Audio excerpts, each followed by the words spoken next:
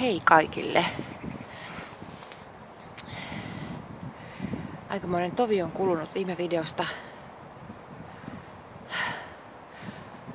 Jostain syystä. Ehkä siitä syystä, että tuntuu, että kun saatiin taas Riia Diivan kuolemaesitys ensi-iltaan, niin sen jälkeen oli pakottava tarve lopettaa tämä vlogielämä. Vlogielämä, mitä mä sanoin? Mä sanoin vlogi. Sehän ei ole suomea, vaan se on jotain muuta. No en nyt aloita uutta videota tuon takia, vaan jatkan urheasti eteenpäin. Niin, tuli tarve lopettaa hetkeksi tämä vloggailu.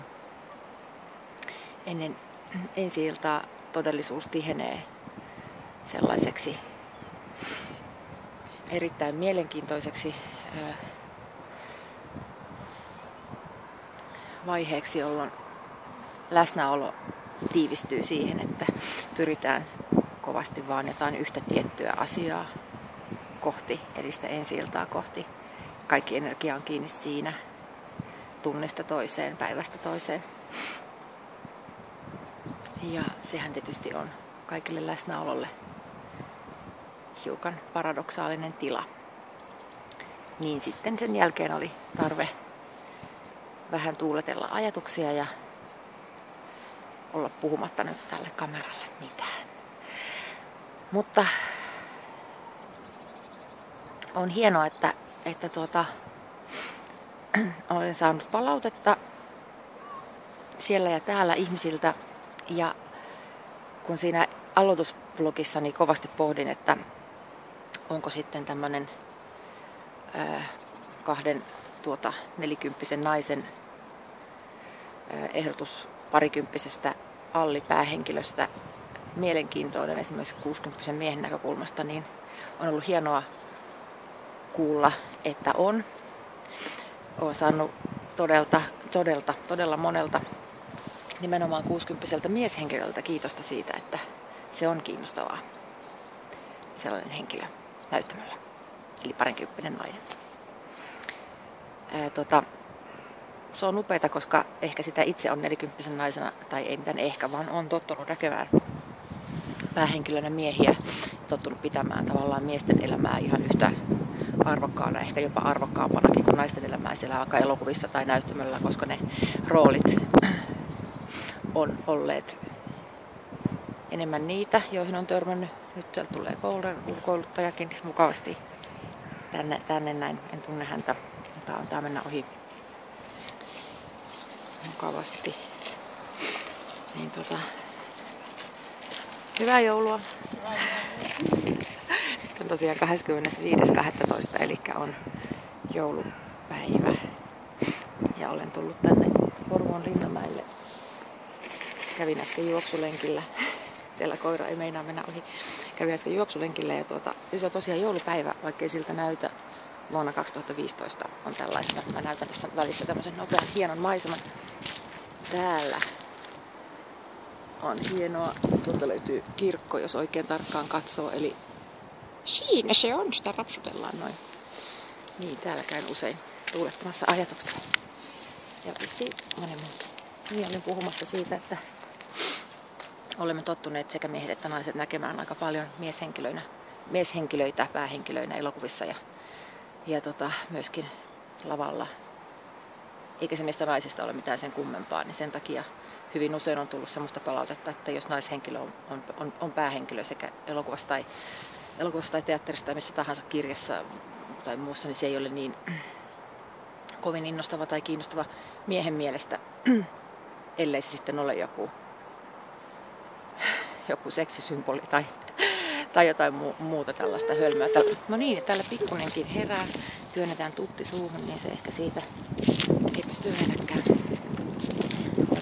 Vetkuttaa tätä. On ollut hauska huomata, että jonkinlaista edistystä on tapahtunut asiassa. Sitä on pohdittu myös kovasti, että siinä monologissa esitän itse naisia ja miehiä ja sitten tehtiin yksi musavideo, jossa esitin miestä ja ne, jotka sen näki, niin koki sen niin kuin tosi hauskana. Ja se on jännittävää, koska meillä ei ollut sellaista tarkoitusta lähtökohtaisesti tehdä siitä hauskaa. Toki mulla oli viikset päällä ja se aiheutti hilpeyttä. Ja sitä sopii miettiä, että mistä se johtuu. Että syntyy komiikka sitten siitä, että olemme tottuneet näkemään jotakin tietyllä tavalla. Tunnistamme siitä jotakin ja sitten siihen tulee joku sellainen poikkeama siihen totuttuun, niin sitten se alkaa automaattisesti naurattaa. Näinhän pienet lapset usein reagoivat, kun vaikka johonkin arjen rutiiniin tulee joku särö, niin heitä alkaa naurattaa se kovasti. Aikuinen vaikka alkaa pellelemään ruoalla, niin se on heidän mielestään hirveän hauska. Siitäkö se johtuu? Vai mistä? Että tavallaan ihan loppujen lopuksi ei sitten ehkä voikaan olla vastuussa siitä, minkälaisia asioita. Tietenkään ei voi olla vastuussa siitä, minkälaisia asioita siellä lavalla sitten esittää tai ehdottaa, että minkälaisena ne sitten otetaan vastaan. Ja tässäpä tullaankin sitten siihen mielenkiintoiseen pointtiin, että kaikessa kommunikaatiossahan se on varmasti ihan sama. Sanon jotain omasta itsestäni käsin tarkoittaen jotakin, annan sen pallon eteenpäin eli viestin eteenpäin, eli sanon jotain ja sitten se käsitetään täysin väärällä tavalla tai jollakin muulla tavalla kuin miten olisin itse tarkoittanut pahimmassa tapauksessa. Siitä tulee hirveä sotku ja riita ja sitä selvitellään pitkän aikaa. Tai sehän ei ehkä ole se pahin tapaus, se selvittäminen, vaan se, että sitä ei selvitetä, vaan aletaan lyödä leimoja otsaan, tuo on tuollainen, jos ei hän puhu juuri niitä asioita, mitä minä haluan kuulla. Semmoista on mielessä nyt täällä Porvoon Linnamäellä joulupäivänä. Mä joudun nyt lähtemään vähän eteenpäin, koska mun kaveri täällä vaunussa. Kohta 1-vuotias poikani heräsi, kun en antanut hänen nukkua, vaan päätin ruveta työskentelemään tämän blogini kimpussa. Haluan toivottaa kaikille oikein hyvää joulua, iloa, valoa ja voimaa teille. Ja olisi tosi ihanaa saada teiltä kommentteja, ajatuksia, mitä tahansa, toiveita tai muita, jotakin, joihin mä voisin tarttua näissä vlogeissani, koska kieltämättä tää tuntuu tosi yksinäiseltä pitää näitä puheita täällä netikössä. Musta tuntuu, että mulla ei aina oikein riitä asia. Asia ei riitä, ellei sitten se helpottaa mua aina hirveästi, jos joku jotakin kommentoi, johon voin sitten kommentoida lisää. Niin. Esityskausi on nyt puolessa välissä. Onkohan meillä 11 vai 12 esitystä Jurkassa vielä jäljellä, Dasri ja Diivan kuolemaa. Tulkaa katsomaan.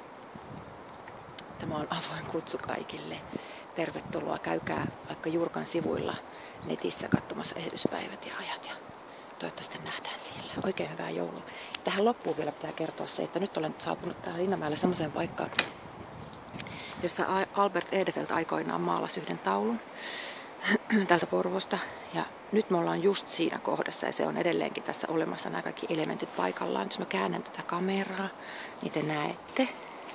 Nämä voi olla monille tuttu. Eli tuossa näkyy noin juuret ja tuossa näkyy toi kirkko ja tuolla sitten alhaalla menee joki. Nämä muut puut tästä vierestä on kyllä kasvanut aika paljon. Tässä se on se paikka, missä Albert maalaili aikanaan. Jylhät on mestat. Hei, hyvää joulua.